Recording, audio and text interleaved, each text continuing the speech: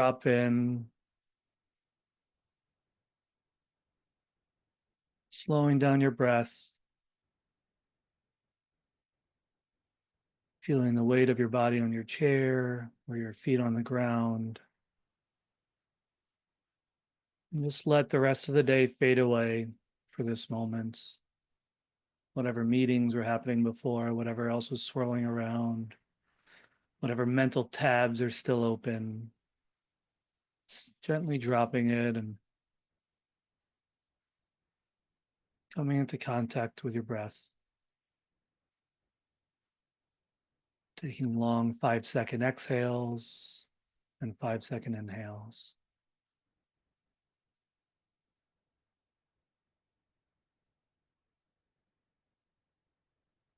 Let's take 3 deep breaths together.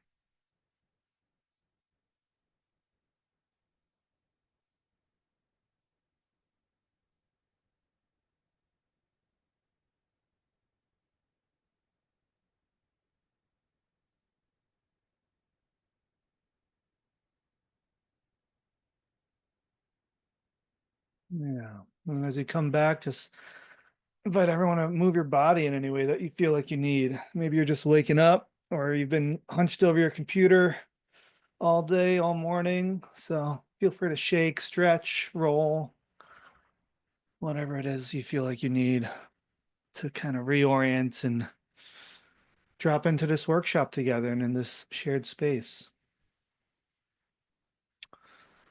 All right. Thank you all for being here. It's really good to see all your faces. This is a very spontaneous workshop, and it's amazing to see all the interest. So with that, let's get into it because there's a lot we're going to do today. Some quick background on me. My name's David.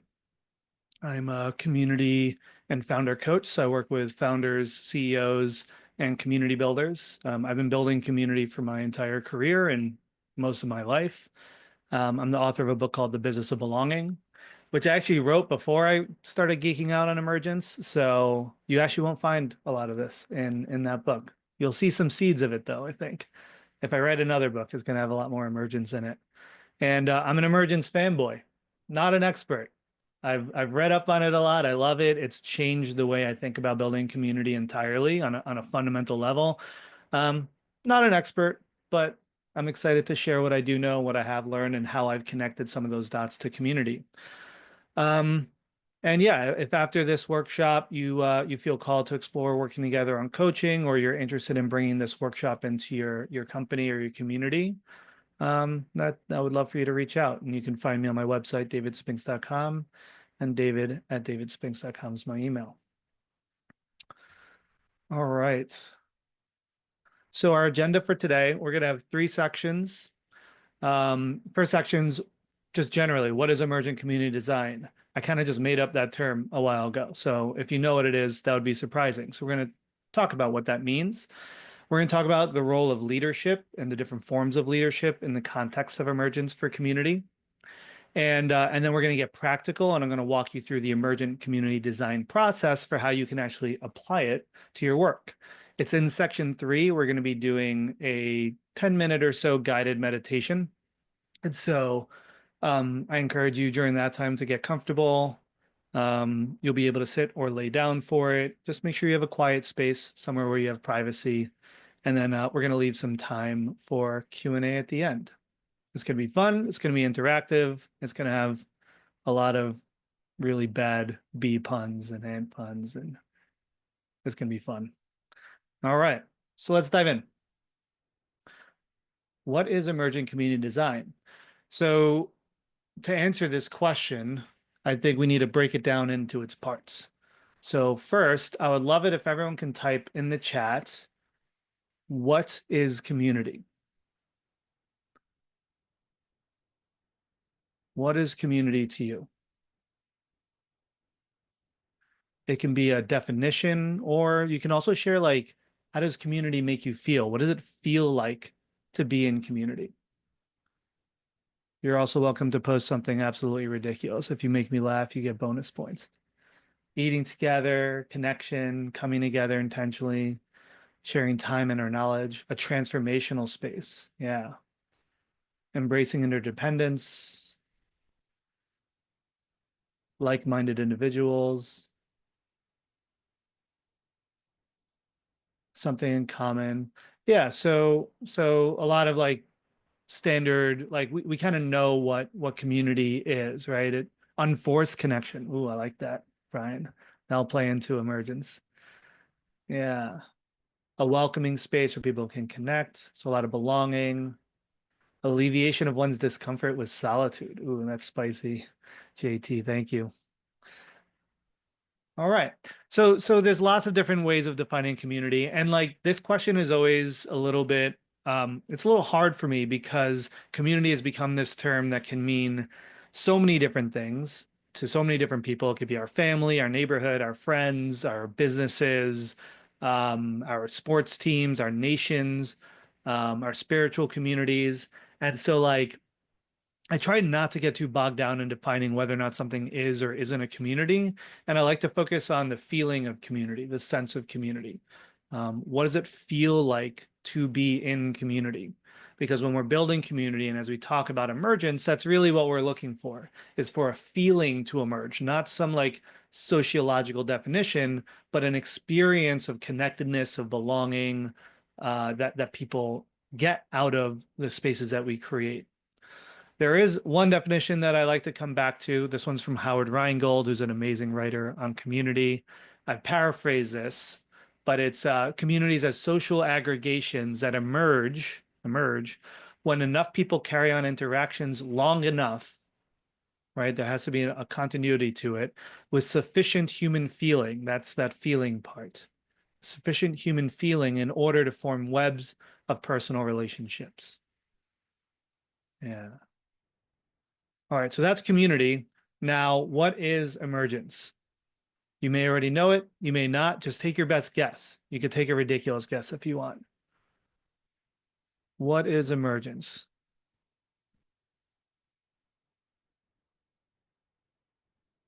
Building up. Yeah, there's like a bottom up component to it. The way something comes into the world. Yeah, exactly. I mean, there's an argument to be made that everything in this world is emergence. Um, a coming to, newly forming into being, when we get more than we bargained for. Yeah. We don't always like what emerges. That which wants to happen. I like that. Beginning of something new, coming to, always evolving. The Tao of now. Yeah. Emergence and presence is a really rich interaction there. Organic, a state of transition and immersion to a new state of being, becoming. Letting things organically materialize. Yeah, so yeah, I love this. You're getting really the essence and the feeling of emergence. Um, it is also a scientific phenomenon. And so emergence, the definition of it, in the simplest terms I could put it, is when complex patterns arise from the interactions of smaller components without a central governing force. Right. So just to break it down, they're complex patterns, right? So there's a level of complexity in emergence and it comes from the interaction of smaller components. So there has to be lots of small components that come together into a larger pattern. And then this piece about without a central governing force, I put an asterisk here because that is very true in nature. When we start getting into emergence amongst humans and communities, that's not actually always true, or actually, it's rarely ever true that there's zero governing force. And so we're going to talk more about that soon, but it is important to note that we can't totally transfer what we see in nature to what we see in human communities, but there is a lot that does apply. All right. And so we see emergence everywhere in the world. Right? We see it in schools of fish because the way a fish is actually an individual fish, like the decisions they make, the motions they take in a school is very different from what they do as an individual fish, right? So once they form a school, it actually changes the pattern entirely. We see it in ant colonies. We see it in big crowds of people, right? The motion and movement of crowds in something like a concert. We see it in traffic patterns and how cities form. So all of these, you could see the small parts that add up into larger patterns, larger complex patterns. Or one of my favorite and one of like everyone's favorites example is with the starlings. The way starlings form these clouds, right? It's one of the most beautiful things we see in nature. And for starlings, all they're doing is they're following three simple rules. They have to stay an equal distance away from each bird around them. They don't want to get closer or farther away. They have to follow the movements, and generally the research showed that they only follow the seven birds around them. They're not following the whole group. They're just following the seven around them, and they generally want to be moving toward the middle of the group. And so they follow those three simple rules, and these really beautiful complex patterns emerge. All right. And I love this example because I think about it with community, right? Like when someone joins a community, they're not necessarily following this whole community of hundreds or thousands of members. They're looking at maybe it is just like the seven people around them to model, here's how we behave in this community. Here's how we move together. Here's what we do here. Well, we could just watch that for the next hour, but we'll keep going. All right, so we're gonna do a fun experiment now because I think it's better to just experience emergence than have me just talk to you about it. And so here's the game. You have one job. All of you have to coordinate to type in the same food into the chat at the same time. All right, that's the goal. You have 2 minutes to all align on one food. Not a whole sentence, just the food. I like you already. I love it. See, you're already going. Wait, and make sure to wait 10 seconds between each post so we don't break Zoom. Okay. All right, we're going. I'm setting 2 minutes. All right. All right. Pizza. Pizza's winning here. Ice cream, tacos, kangaroo steak, za. All right, some wild cards there. Pizza's really running away with this thing. This is pretty impressive. Ice cream. Uh-huh. Pickles. Just an emoji of pizza. Burger. Pineapple pizza. Oh, that's controversial, Austin. I can't believe you're going to bring pineapple pizza into this. Burgers. Brazil pizza. No pineapple pizza. Chocolate cake. All right. Tacos. Pizza seems to be winning. I don't know how everyone feels about that.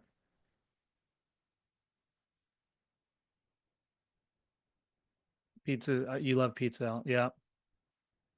All right. We got less than a minute here. Oh, gluten. We got someone who's gluten free. Janet is pushing back on pizza here a little bit. We got gluten free pizza. I'm curious if anyone else can win. I mean, there's no reason that pizza has to win here.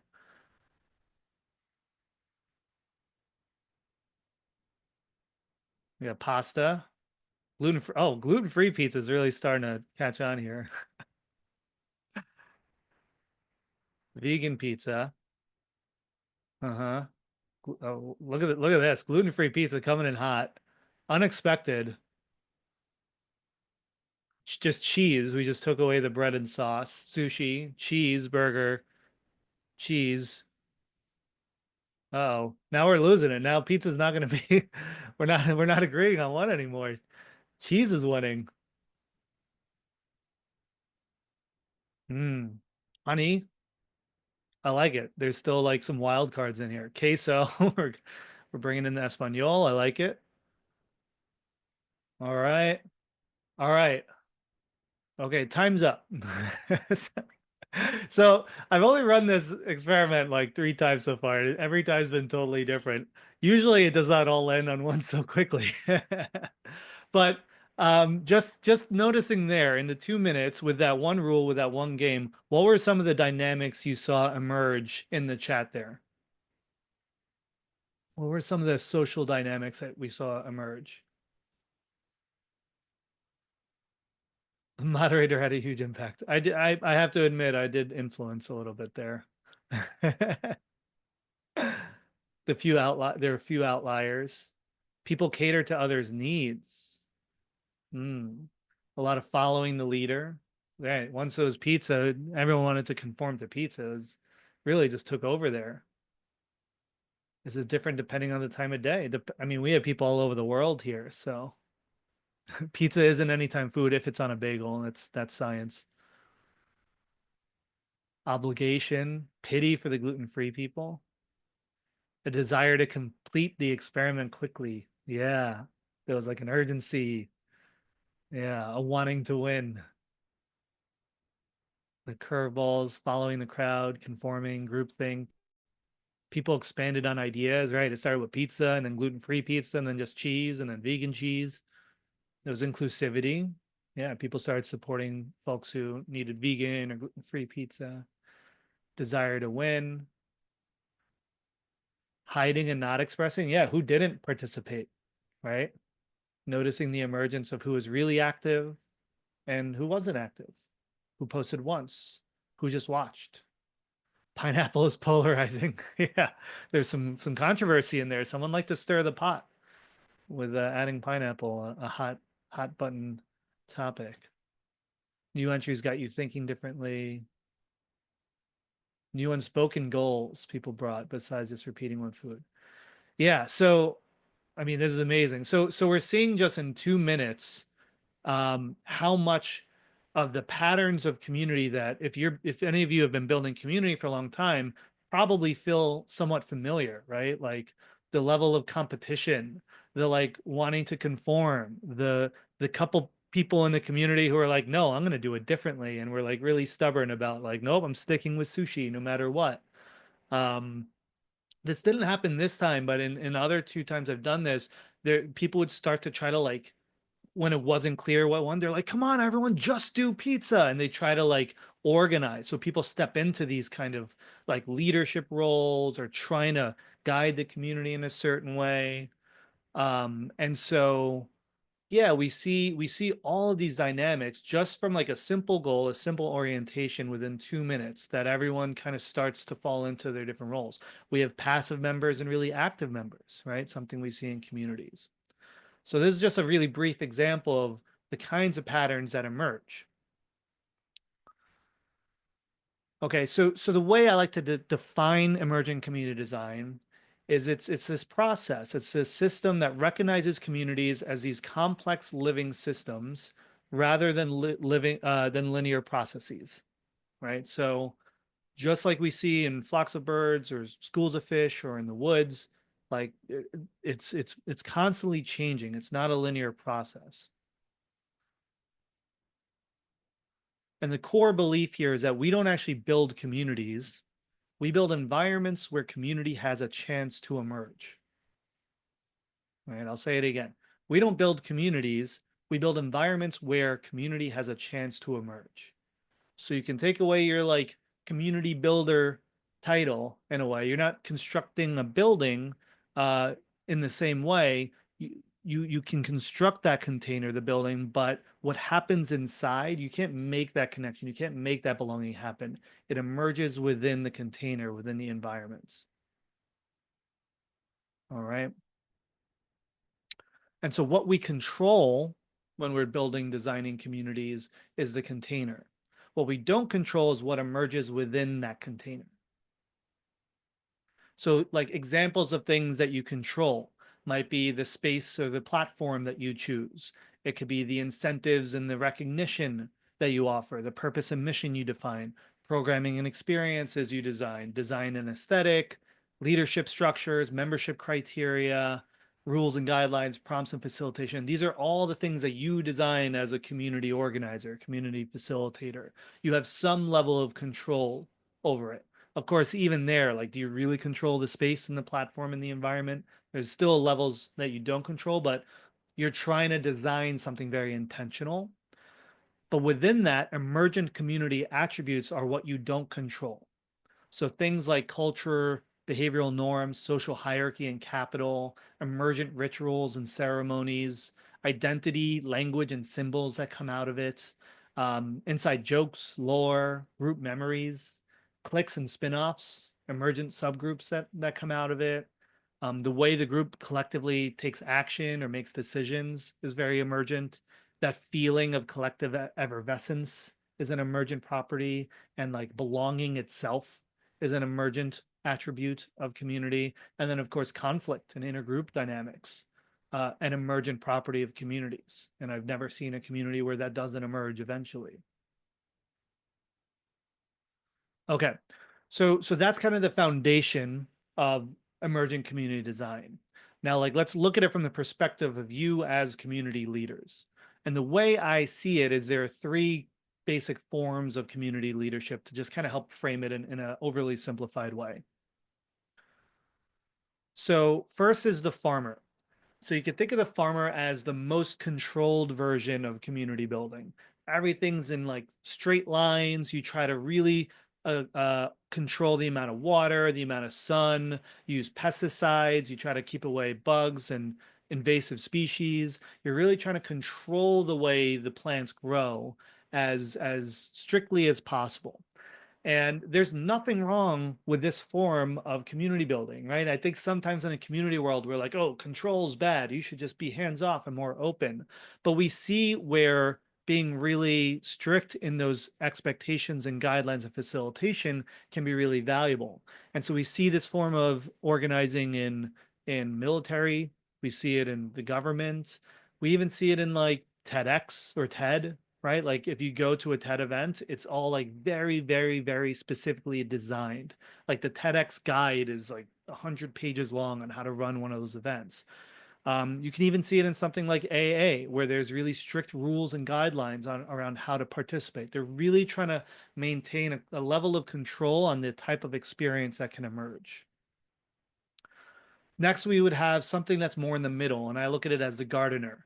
It's a little more wild, a little more fluid, a little more variety, but it's still contained. And I think a lot of communities fall into this kind of middle ground, right? Like you're trying to design the experience in an intentional way while still leaving enough room for emergence and things to flow and for the unexpected to happen, right? And so most membership communities, most communities we're a part of are this kind of form. You can even maybe think of like a neighborhood community where it's like there is structure, but there's a lot of emergence in there as well.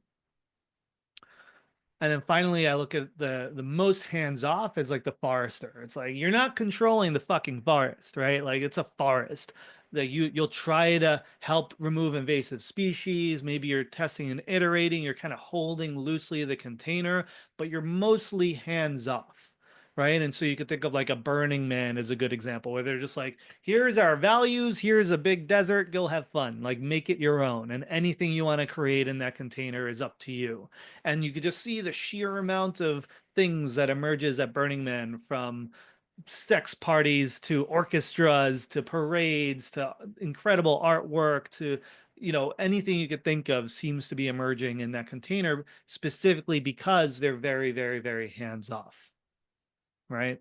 Yeah, so I'm seeing some great examples here. I would love if you have thoughts on different communities that fall into the farmer, the gardener, or the forester, post them in the chat. I love seeing all the examples that are resonating.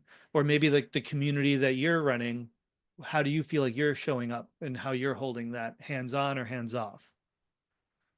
Right? And so we could kind of look at it like the spectrum. And on the low control end, we have high emergence. Like low control is like we're leaving a lot of room for emergence and lots of things to show up. And on the other hand, it's high control, and you're kind of like constraining how much emergence, how much can emerge in that space.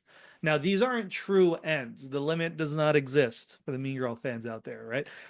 The limit doesn't exist here. This will go on indefinitely because on one end, as much as you try to control, there will always be an element of emergence in the community. So going back to that asterisk that I had at the beginning of the talk about that central governing body, in communities, there does seem to always be some level of a governing body, of a leader, right? I've never seen a true leaderless community. I think that's a myth. There's always some sort of person or group of people who are shaping, who are initiating, and that just comes with consciousness, with having a conscious mind and having to make choices, right? So we're never fully hands off. There's no such thing as like 100% hands off, and there's also no such thing as being in 100% control of what emerges. There's always going to be a level of emergence, but we get to kind of choose how much we want to try to guide what emerges and control it. And so I think it's really important that we realize as community leaders that our gifts and shadows are things within us because we are the ones modeling and shaping the communities. They become the gifts and the shadows of the communities that we build, right? So what's within us emerges as patterns within communities, either as patterns or sort of counter patterns. So like, let's take a couple examples. Let's pretend you're conflict avoidant. I know no one here is conflict avoidant, but let's just say you are. I know I am. What might emerge in a community when the leaders are conflict emergence? I mean, when they're conflict avoidant, sorry. What might emerge as the culture of the community? How might that show up in what emerges in the container you create? Deleting valuable input, right? Yeah, if it feels conflict, you might not even listen to it. Resentment, no conflicts at all until, of course, it blows up in the biggest conflict ever. Infighting, a lot of people pleasing, gossip culture, yeah, it gets pushed into like behind the scenes back channeling, on a pacifying, checking out, a lack of engagement, yeah, maybe even some chaos, passive aggressiveness, right? If you can't actually express conflict in a healthy way, then it becomes passive aggressive. People don't feel safe to voice their needs because what if it's conflict, and that's not welcome here. The leader doesn't like that. Yeah. So these are great. You're really seeing how like how that pattern internally may manifest in the culture of the community, right? That's how it emerges out of us. Let's do another example. Let's say you're the eternal optimist, right? Like everything's positive, everything's rosy, everything's optimistic. Then how might that show up? How might that emerge in a community culture? Nothing gets fixed because it's all good. Yeah. People don't look at facts. They just like blindly believe what you say. Yeah. Denial of reality, limited expression, isolation, ignoring signals. Yeah. Inauthentic, toxic positivity. Ugh, the worst. Disconnection, groupthink, people not feeling seen, people feeling shamed for having concerns. Yeah. So we're seeing, and like notice how we're all pointing to the shadow a lot. And like I would also point out that there are gifts, right? If you're conflict avoidant, like there's probably an element of like maybe some level of peace or like good at like navigating certain kinds of conflict. If you're eternal optimist, like some communities are great if you're just looking for somewhere that's fucking positive on the internet after everywhere else is negative, right? So you might feel drawn to a leader who is really bringing that sense of optimism. And so there are gifts, there are shadows and gifts. And so it's not about like it being good or bad, but it is about becoming conscious of what's in you because it's going to show up in what emerges in the community, right? And in that way, communities become really powerful mirrors for us as community leaders. And I love this quote from Ram Dass. I come back to this a lot. You work on yourself as an offering to others, and you work on others as a way of working on yourself. And that's the circle. And I think in the context of emergence, this is really, really powerful, right? Because you could see when you work on yourself, these much more healthy, when you heal yourself, these healthy communities kind of emerge from you. And when you help and heal others and you see where that edge is for you, you also learn where you have an edge to keep your healing. Okay. All right. So we've covered now the background, like what is emergent community design? We've gotten into your role as leaders and how that shows up and how like kind of a loose way of how you apply emergence to how you build your communities. But I want to help you get more specific and come away with some practical ways that you can apply this to your community. So I want to introduce you to this framework. It's called the Cynefin Framework from David Snowden. And it's known as a sense-making framework. It's to make sense of social situations, dynamics, make decisions. And he breaks them down into there's 5 areas. You have on the right side complicated and simple, and on the left side you have complex and chaotic. In the middle you have disorder. So I'll walk you through them quickly. Simple is like a very simple basic process, like how to make a cup of coffee, right? Like a few steps, pretty much anyone can follow those steps and do it. And it's linear. You just follow the steps in order and you get the same results. Complicated is also linear. If you follow the same steps, you get the same result, but it requires some level of expertise. So you can imagine like coding a website or filing taxes, right? It's more complicated, but still it's linear. You just follow the steps, and once you learn those steps and you follow them, you will get the same predictable result. So the right side, that's predictable. On the left side, you have complex and chaotic. That's unpredictable. They are not linear processes because every time you take a step, it sort of has a ripple effect throughout the system and it changes all the dynamics, right? And so cause and effect in a complex network is only clear in hindsight.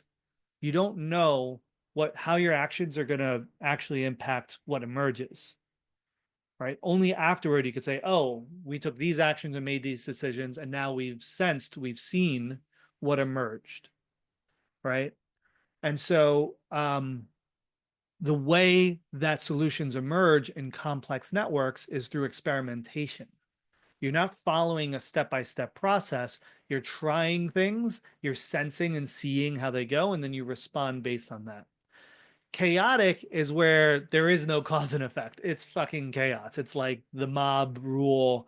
And there you're not even running experiments. You just have to act. There's no time to like, oh, let me see what happens here and I'll see how people respond. You're just like taking in information and responding really, really quickly. And then very, very quickly, like sensing what happened. And then you just you respond and act again. Disorder in the middle means you don't know where you are. You don't know if you're in a simple, complicated, complex, or chaotic, and you have to figure that out. So when we're talking about community, we're talking about complex networks. We are sitting in that zone of complexity, right? It's not chaotic unless it turns into a mob of some kind, which can happen.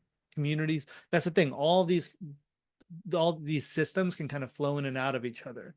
But in most communities, 99% of the time, you're looking at a complex network. And so again, to put a point on this, linear systems have step one, step two, step three. You follow a step-by-step process. And if you actually look at how most experts teach community building, this is kind of how they present it. It's like if you just follow these steps, you like choose this platform and have this onboarding and post these prompts, like you'll have a community, right? Or it's like a canvas, or it's some sort of framework. And like I've created a lot of those canvases and frameworks before. Like this is how I've taught community in the past. And I think through learning about emergence, I realized that like this just isn't how communities work. There's no step-by-step process that someone can show you. And if you just follow it, boom, you're going to have a community emerge. For communities to emerge, we have to treat them as complex systems, which means we form a hypothesis. We form a belief about what we think people want, how they want to connect, how they want to be part of a community together. And so we run an experiment. We run an experiment based on that hypothesis, and then we sense, like, do I feel a sense of community here? Am I seeing a community emerge? Am I seeing the way people interact with each other? And like yes, we could look at data. I think we like over focus on data a lot in the community industry these days, but like we all have that meter in our bodies. Like you can feel when a community is emerging, you know?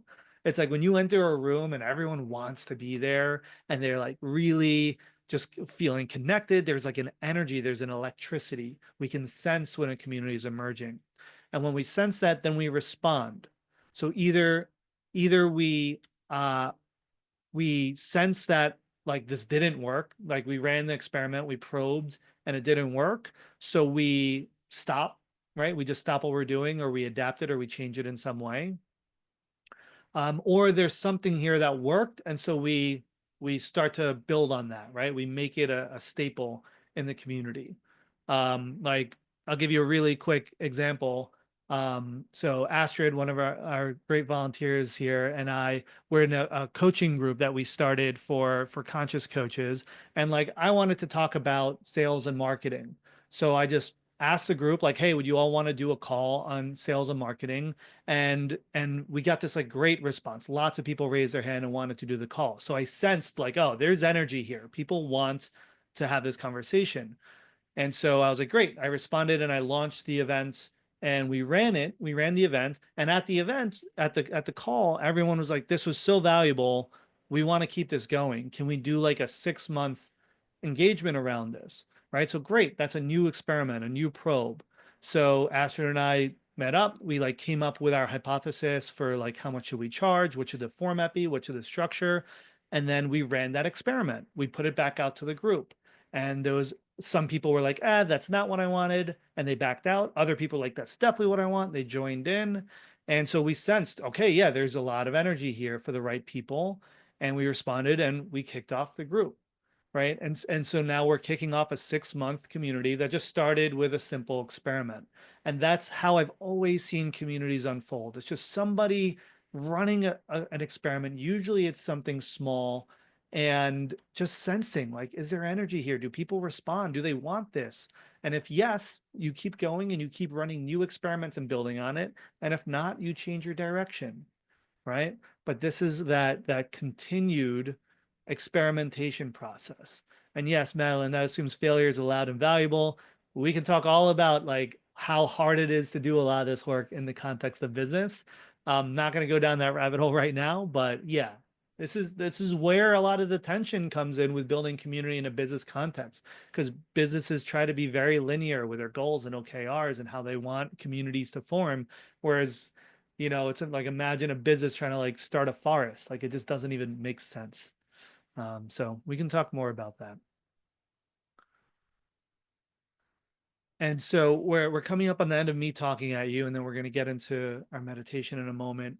And so I want to frame it up a little bit. And so this is kind of how I like to envision building community in the world, is there's this river of human connection that's just constantly running through all of us. It never stops running. And when I talk about that river of connection, it's like anytime you feel like you want to connect with someone or you step into connection with someone, that's that like river, that flow of connection of energy. And it's just constantly flowing through us. Like every single human is constantly seeking connection, whether it's deeper connection with friends or family, or more fun connection and playful, or connection that helps them transform or grow. We're all constantly seeking different forms of connection. It's constantly flowing through all of us, through the entire world. And our job as community facilitators is to tune into where that river is flowing and where it wants to flow. Because if you build the container, if you build the environment in the right spot, you don't have to do much for community to emerge there. Like if any of you have built a successful, thriving community before, you've probably experienced this where like it just clicks and the river flows into the container you create and people just start making it their own. They start interacting, they start creating, they want to be there. They flow into the container, that river just flowing. But if you build your container where the river isn't flowing, it feels like you're forcing it, like you're trying to get people to engage, you're trying to pull them in. There's a sense of friction, of forcing that always shows up when you're building community in where the river isn't organically flowing. Right. So it's our jobs to tune into where is that river flowing and build communities in flow with that river.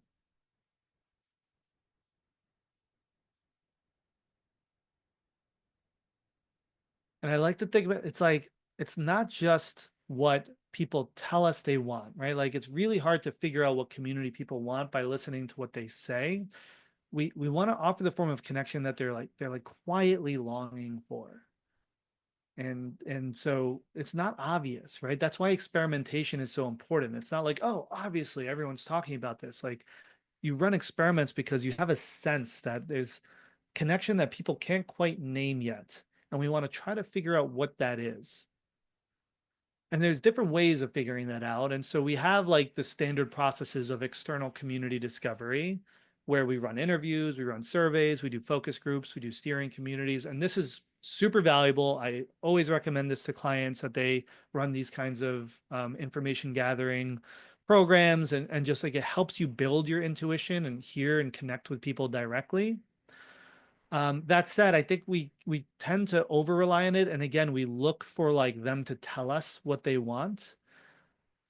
And I think there's a really powerful way to go about building community where we get to tune into what they need that they can't name yet. And I recently learned about omotenashi as a concept in Japanese art of hospitality, where you're anticipating and fulfilling others' needs, even those they can't yet express.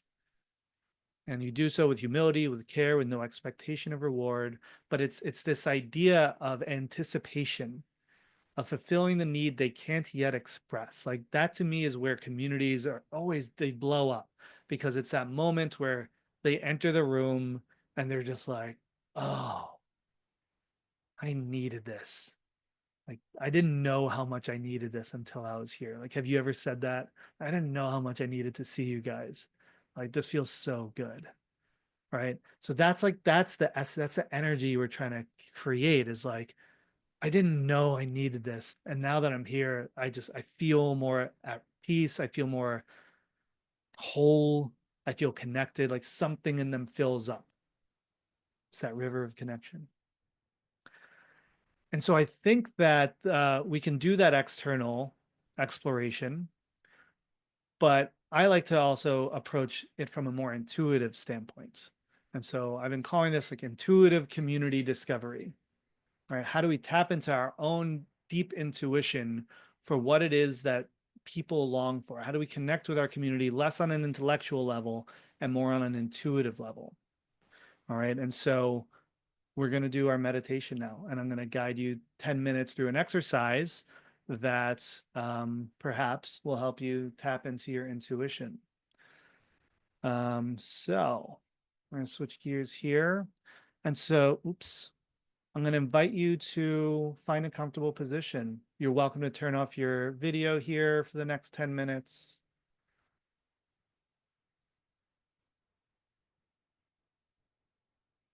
Yeah. Astrid's going to hit us with some music. And you can sit down for this, or you can lay down. Both are welcome.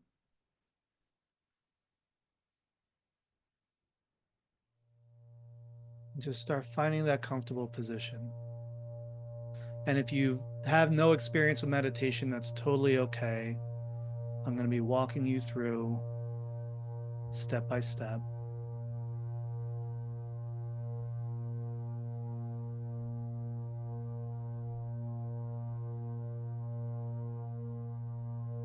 Yeah, so start finding that comfortable position.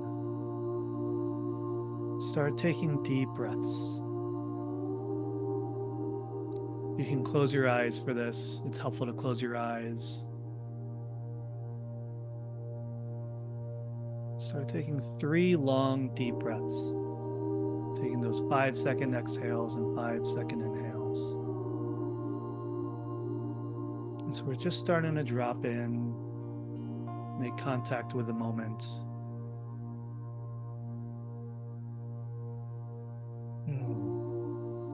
Just feeling the weight of your body on the ground, if you're laying down, on your back, if you're sitting, on your hip bones. Feeling your feet on the ground. Just feeling the weight of your body moving towards the center of the earth. And feeling how the earth supports you. How that support is always there.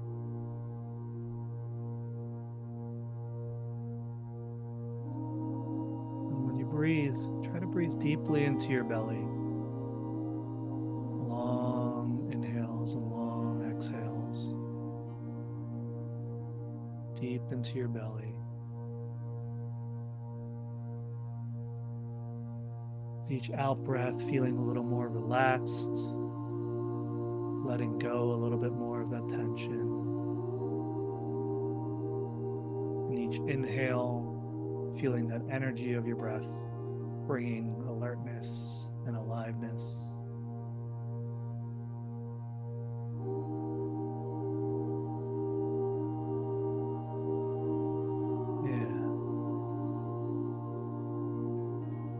as you sit in this space of peace and calm, I first invite you to bring to mind somebody that you love. It can be anyone that brings that feeling of love. I want you to notice where you feel that love in your body.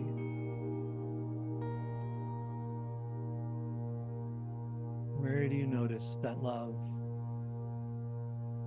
What does it feel like? Is it warm? Cold? Is it moving? Does it have a texture? Are there any visuals that come up? Are there any colors, shapes? What's the energy of that love? I invite you to keep taking those deep belly breaths into that space of love, into that feeling, letting it expand.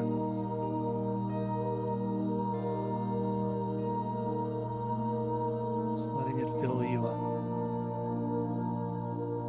That love, that openness, that warmth.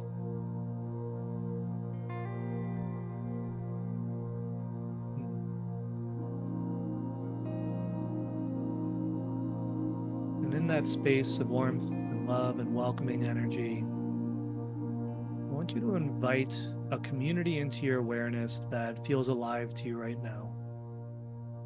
It could be a community that you're building.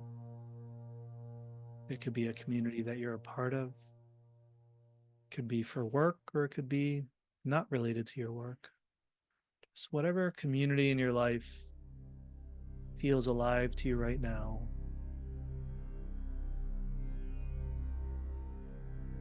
And invite it into your awareness. And just start to notice how it shows up in your awareness. Is there any energy associated with that community? Where do you notice that energy in your body?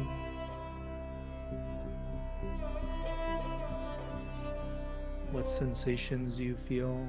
Is there any tingling or buzzing, heaviness or lightness, tension, openness? Is there light to it? Do you see any light? Maybe it's dark. Maybe it has a color. Just welcoming that community into your awareness, however it shows up. Now I invite you to start imagining the people in this community. It could be specific people, but it could also just be the energy of the people in this community. Whatever naturally shows up. You don't have to think about it or force it. As you hold this community in your awareness, what comes up when you imagine the members of this community?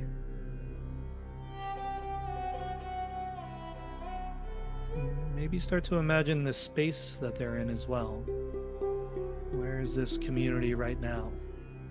It doesn't have to be where it usually is. It's what emerges. Maybe it's in a neighborhood, in a forest, in an office building, in a cool rustic venue, on a beach. It's noticing the community, its members, and the environment. Just letting those visuals arise, or those feelings or emotions arise. And whatever shows up is okay. There's no right or wrong way to do this.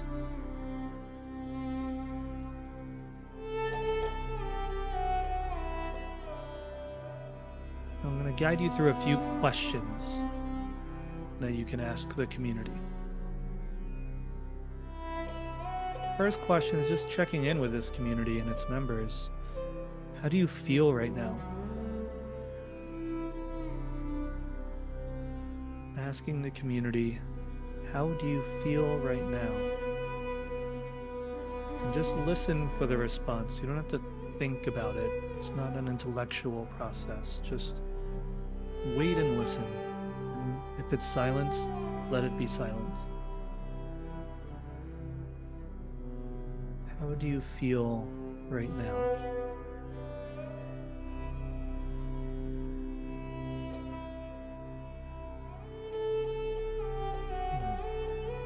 Just keep breathing as you listen to the answer and let it in.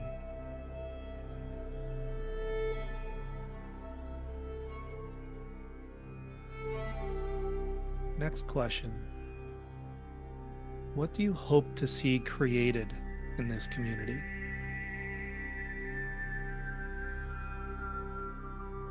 What do you hope to see created in this community? What is it that you long for?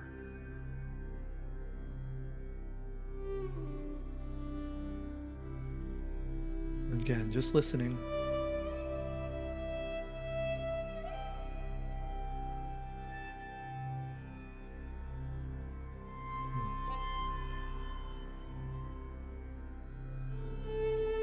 Letting the answer in, continuing to breathe into it.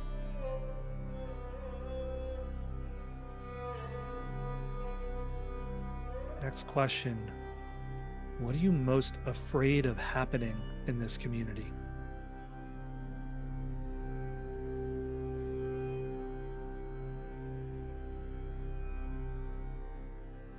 What are you afraid of happening in this community?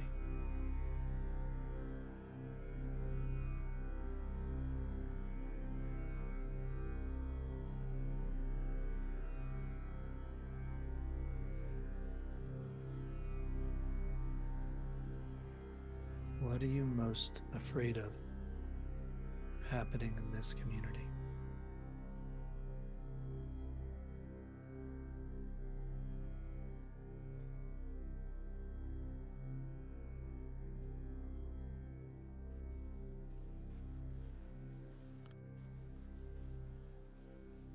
Next question. What else do you want me to know about you?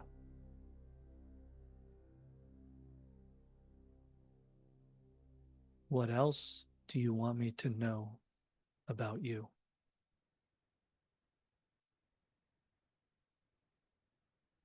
Just listen for the answer.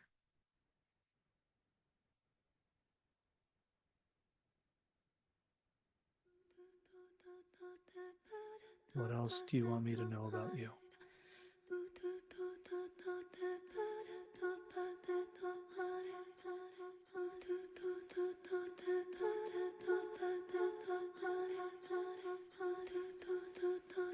And in the final minute, this is a chance to ask the community anything else that you are curious about.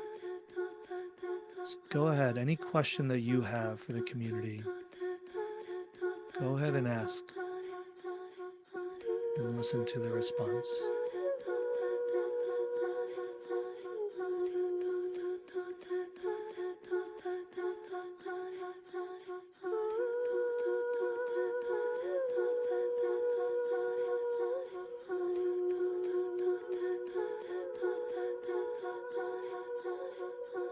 Just take another moment. Ask your final questions. Listen to the final answers.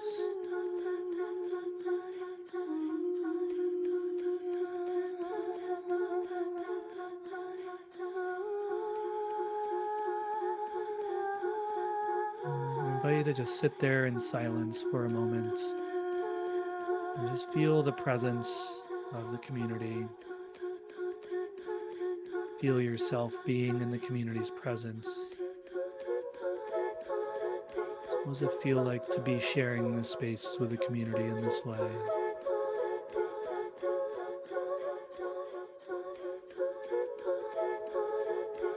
Maybe offering some gratitude to the community for sharing its wisdom, for being in this space with you.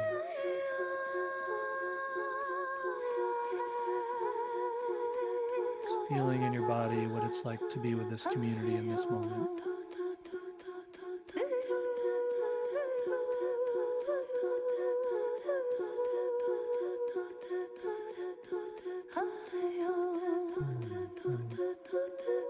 might thank the community for being here for this time.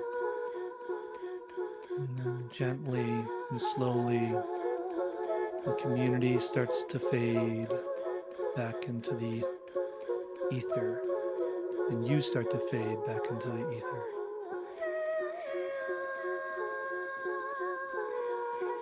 And just gently going to start coming back to the room, feeling the weight of your body on the ground, noticing your surroundings, the sounds or smells or sensations around you. Starting to come back into awareness.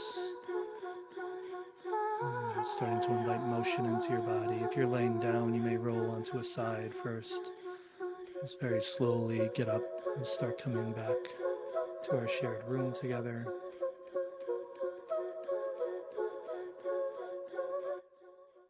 And then we'll keep the music going, Astrid. And so you're all going to have a few minutes now to journal. And so I'm going to share my screen again with a few prompts.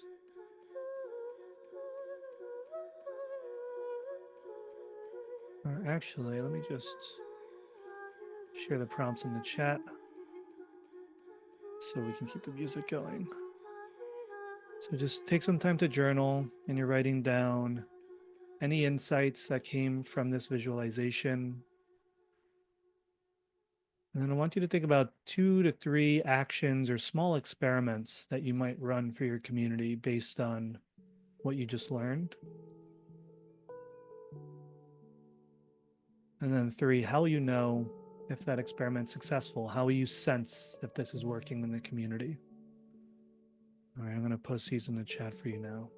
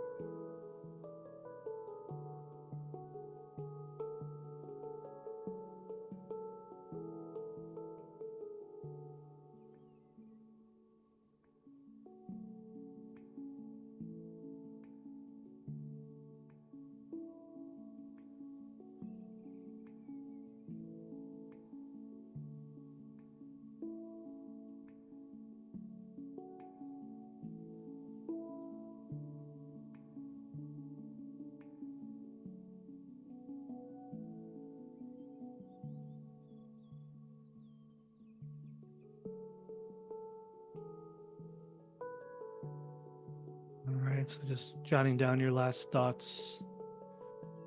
We're going to start sending people into breakouts. We're going to do triads where you'll get to share with each other.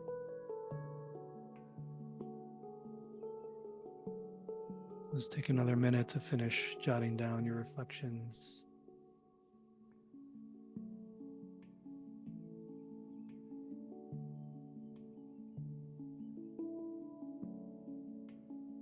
And then in your triads, the instructions are to share your name. You could share your favorite plant, insect, animal, any emergent related organism. What came up for you in the meditation and an experiment you might run. Try to keep your share to just 1 or 2 minutes, and then invite the other 2 people in the group to share reflections or questions. It's just a nice way to get to know a couple other people in this community and get some reflections here on what came up for you. All right, so I'm going to post the prompts here in the chat. So let's take 2 minutes to share those and then create some space, and we'll see you back here in 15 minutes.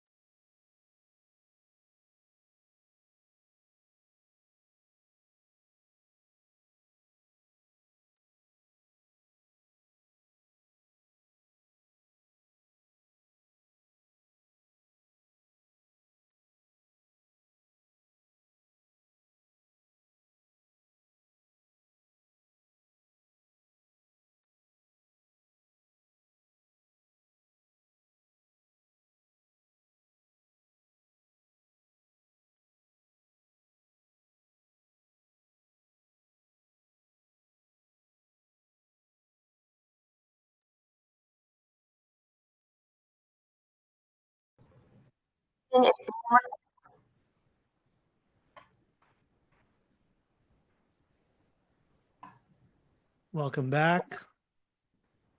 Welcome back from your breakouts.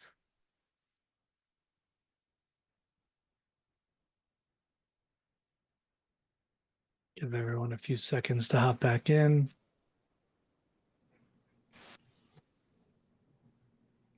All right, welcome back, everyone.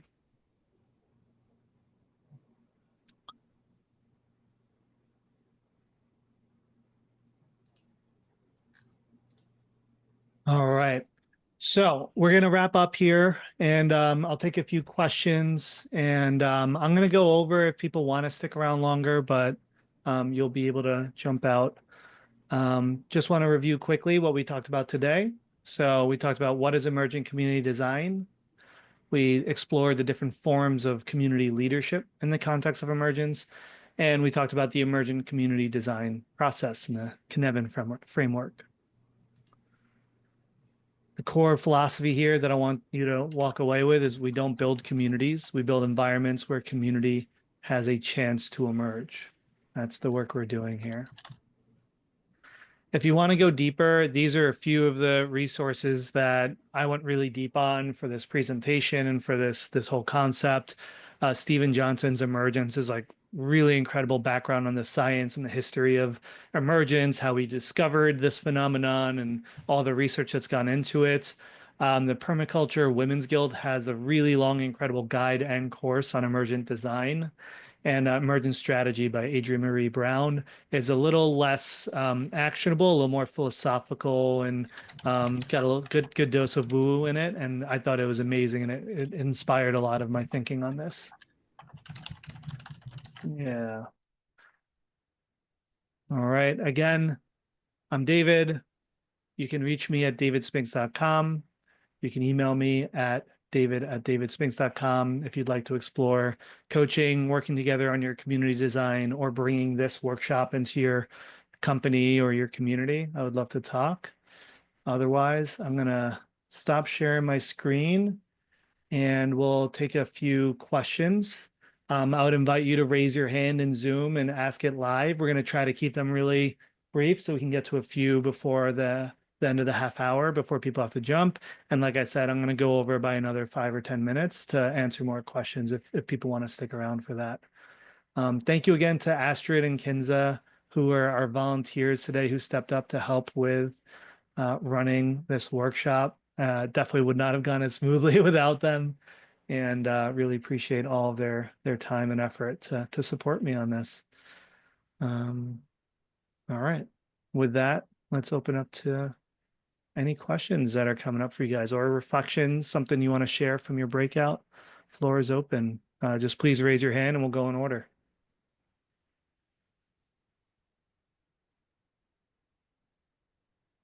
If you're not comfortable unmuting or raising your or talking live, you're welcome to post questions in the chat as well.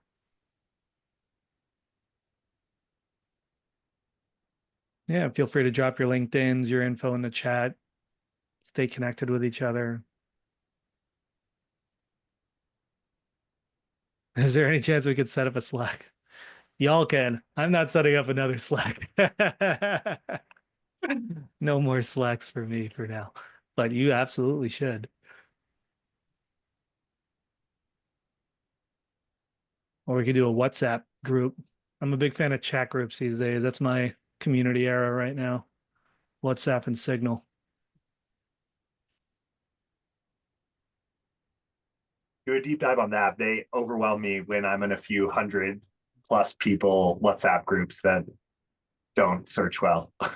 Way too big. Way too big. Well, we had something like, I don't know, 70. I don't know how many people we had here. So maybe it's still manageable. For some people, depending on their background and context, whether they feel comfortable sharing their personal phone number in those groups, I think is something that's a question that doesn't get asked enough. Very true. Very true. Mercedes, thank you for raising your hand. Just a quick one, David. Thank you for the session. Really, really great insights. I was wondering, should there be a time frame on emergence? Like, if you're adopting that as your strategy, should you have it a timeline where, okay, there's nothing emergent, so right, I'm gonna jump in and treat this as a farm?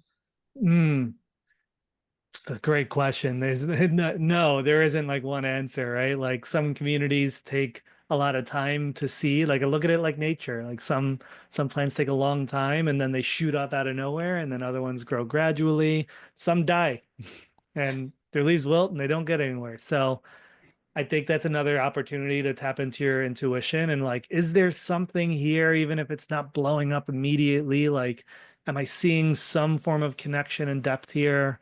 And also like follow your own energy levels. Like I think way too often community builders sacrifice their own sense of their energy and what gives them life in order to like try to make a community happen. If you're not feeling it anymore, dump it and like go focus on where you have energy, because it's that natural energy you have that's going to actually give you a chance of sparking community. Hope that helps. Yeah, thank you. Christina, and with a perfect background today. Yes, feeling very grateful. Thank you so much for that. I think one of the things that resonated the most for me and kind of the through line and everything that you spoke about is the importance of attunement. So I'm curious for you, what has helped you develop your level of attunement and kind of sensing, how much of what unfolds is actually coming from you versus perhaps getting pulled by what is emerging from others, and like how do you I don't want to use the word manage, but how do you navigate that? Yeah. Well, so there's like an attunement, which is like building this sense for the river and where things are going, which I'm not probably just comes from childhood trauma. Feeling lonely as a kid, and like I became really attuned to the dynamics in a room and who's like feeling left out or cut out, and where there's energy and where there's like groups forming. Like I kind of just have developed an intuition, for better or for worse, from my life experiences. I believe we all have that intuition to some degree. Um, and like what's coming from me versus what's coming from others. Um, hmm.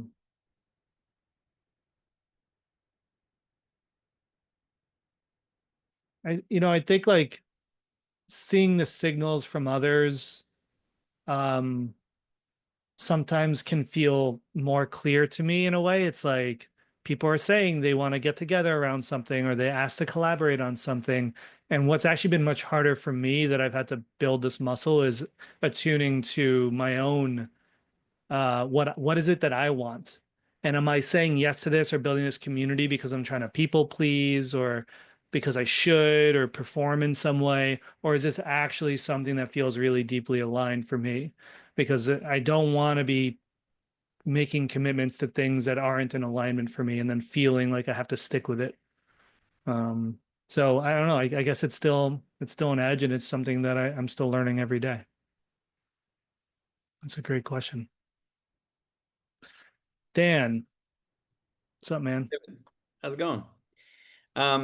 My question, I'm at a conference starting tomorrow. It's 300 people, and it's just once a year.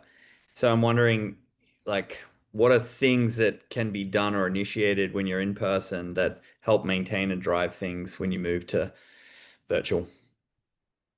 So like how do you like keep the energy going from offline to Well, online? yeah, like, is there things that I can do, like seeds I plant now in the next 2 days when everyone's together? It's all homeschooling, micro schooling founders. Like, can you kind of seed emergent connection and try and help drive it when they're all together in person? Yeah, I mean, I think having I mean, it's one day before, so if it's not already up and running, that may be hard, but having an online space already existing so that when they're together, they're using that space to be meeting up and interacting, and then it carries on. Like CMX, the community I co-founded, like that we had like 10,000 person Facebook group that came because that was just a group we created for our first conference, and it just carried on from there. So the question is actually more about like, is there actually a longing for people to stay connected outside the event? And if there is, then you just need to offer that. You need to make that offering an invitation and let people choose to fill in that space. Yeah. All right, I know we're at time, so for those who have to jump, thank you so much for your time and attention and presence. I'm really grateful for you all jumping in here with me. Hope it was useful for you. Hope you learned something or understand something in a new way. Again, I'm David at davidspinks.com. If you want to reach out, feel free to shoot me a message with reflections, feedback, thoughts, dreams, what you ate this morning. It's all welcome. And otherwise, I'm happy to stick around and answer a few more questions. And I know there was at least one question here in the chat. How to use this emergent community design for business communities, because companies need plans and specific things. Yeah, I was worried someone would ask this. We could have a whole long chat about this. I mean, this is the tension, right? It's like companies try to move in a fixed timeline, right? So going back to the first question about timeline, like, what if it doesn't emerge? The business is like, well, you suck at your job, you're fired, and you're not creating value. Like it's hard because community is going to emerge in its own time, in its own way, in its own form. Businesses are designed to try to control, like everything in business is trying to like create order and optimize and systematize. And like as we see, community is just it's a chaos agent in a way. It's a way of like shaking things up and almost like giving up control. And so there are many dynamics in how communities naturally form that is in conflict with this idea of businesses that we've invented as humans. So like it can be really hard. And there's a reason that like I don't get energy from working with a lot of companies now, because I just feel like it's just running up against the same wall again and again, where they're like build community to drive marketing value or get this specific result by this specific time. And it just doesn't work that way in my experience. And so like the businesses that I do work with are either the community is the product, so it's a membership, it's like the actual community is what they're selling, and so they're very aligned with members to make the experience as strong and positive as possible. Or it's a business where like truly I believe from the top down, from the CEO down, there's an inherent belief in community and a willingness to surrender to it, that they're not going to be like trying to measure every single thing. They understand intuitively what the value is here, and they just want to be able to do it as well as possible. Also, I think companies kind of have to be flush with cash because of the nature of how businesses work. When budgets are tight and they start doing layoffs, it makes sense. Like I've been a CEO, like that pressure means you're focusing on the things that give you more predictable results in revenue. You have to, or else you risk the entire company failing and everyone losing their jobs and the whole dream going away, which really we shouldn't care about that much, but we do. So like if a company is strapped for cash, I've seen it really struggle to invest in community thoughtfully and over time and like stay committed to it over time. When a company has a lot of cash, they're willing to think longer term and they're less like, I need to measure every single thing we do. That's where I've seen community be able to thrive more. I wish it weren't that way. That's just what I've seen. I wish I had an answer for you of here's how to be successful building a community at a company that has no cash and doesn't believe in the inherent value of community. I've fought that battle so many times that I can't even do it anymore. Real talk in the after hours here.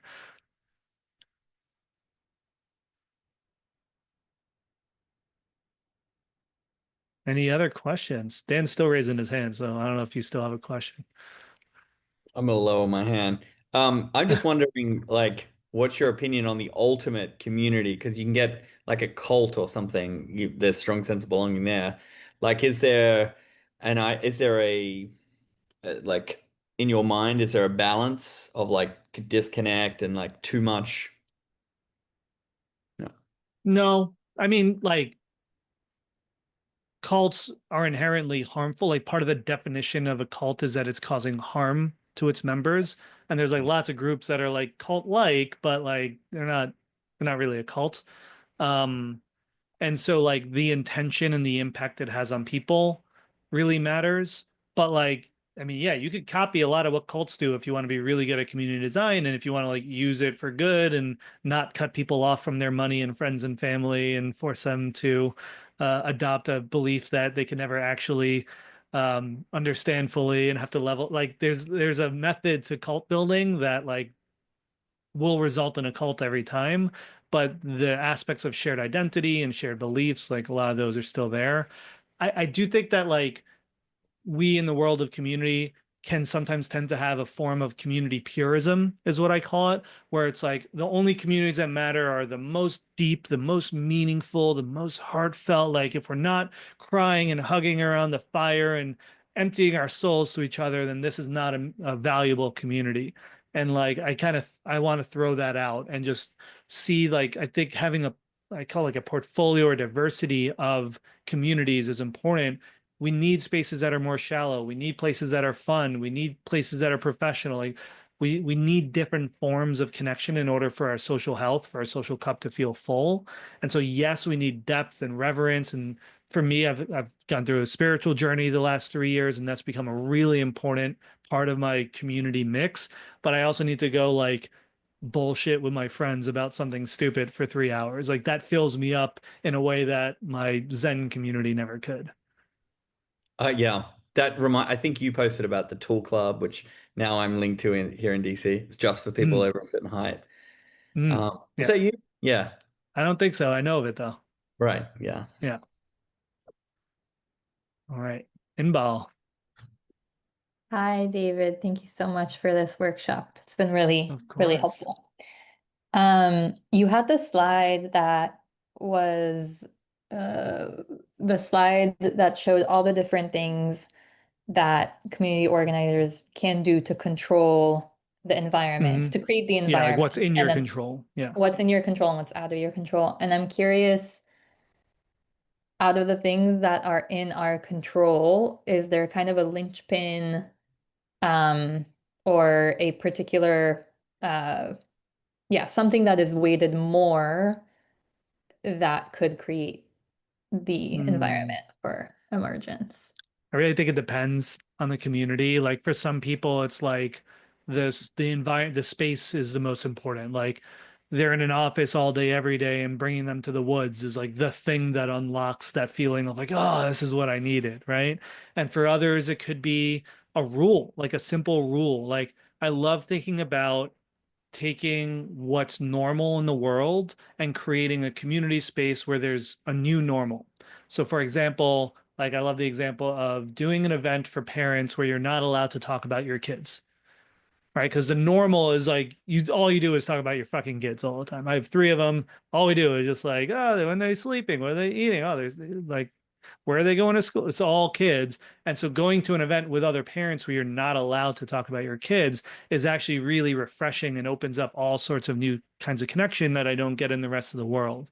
So it's kind of like figuring out, what is it, the rule? Is it the environment? Is it who's in the room?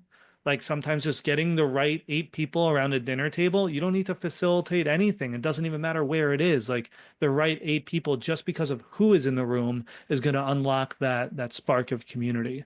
So yeah, I think it's a combination. It's complex, right? Like there isn't a formula here. And so like playing with all of those different levers and figuring out what clicks to feel really special, I think that's the fun of it. Got it. Yeah, that makes a lot of sense. I'm curious if you'll share the slides. I'll probably share the recording, but not the slides. Got it. Okay, thank you. Yeah. Hey, Christina, another question. Whilst I got you. So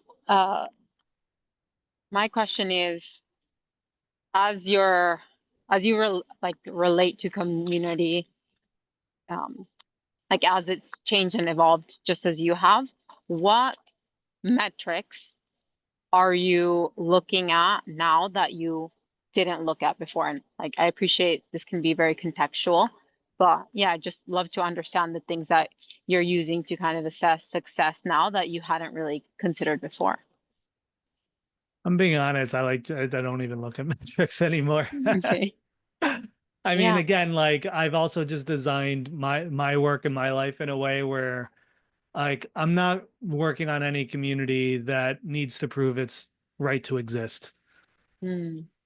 And so like measurements, I might look at like activity rates or like survey responses. Like I do things to get insights to educate what the experiments are that I'm running or how we might reform the container we're creating. But it's all driven to help me better design community, not to prove value, right? Um, Now, like I work with a lot of clients who are community founders, and they're because it's like it's their whole business. We will look at things like engagement rates. We look at churn. I just posted this thing about churn on LinkedIn the other day, how like they're like, oh no, people are churning. And it's like, well, there's good churn because they got the value out of the community they came for and they're good to go. And then there's like misaligned churn where they didn't get the value they came for. And so they canceled. And so we like look at like what's needed for this community business to be successful in terms of like how many new members do you need to be joining, what's your pricing, how many people are churning, and we start to identify like, okay, where are there opportunities to reduce that churn, that misaligned churn, to make sure people are getting the value they're coming for, to make sure you're getting the right people in the room in the first place. So again, it's like metrics that help me and my clients figure out how to make the community better and how to make the business really sustainable. It's never like how to prove a marketing spend. I've personally stepped away from those conversations.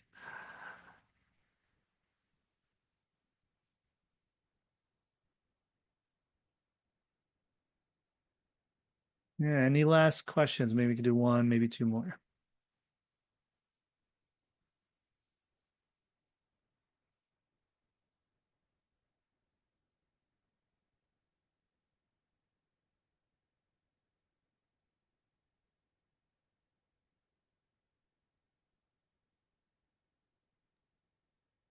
All right, Yusuf.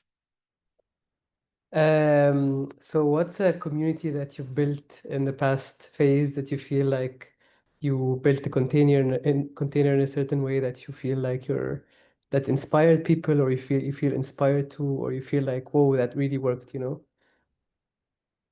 Yeah, I mean, I guess I've had like a few big community, successes throughout my life and career. Like those video games originally, CMX was like a huge one where it's all community builders, community professionals that thought they were alone in the world. And we launched a conference and like just walking in that room, they're like, holy shit, I didn't know this existed. I didn't know there are other people like me. And it just took off from there.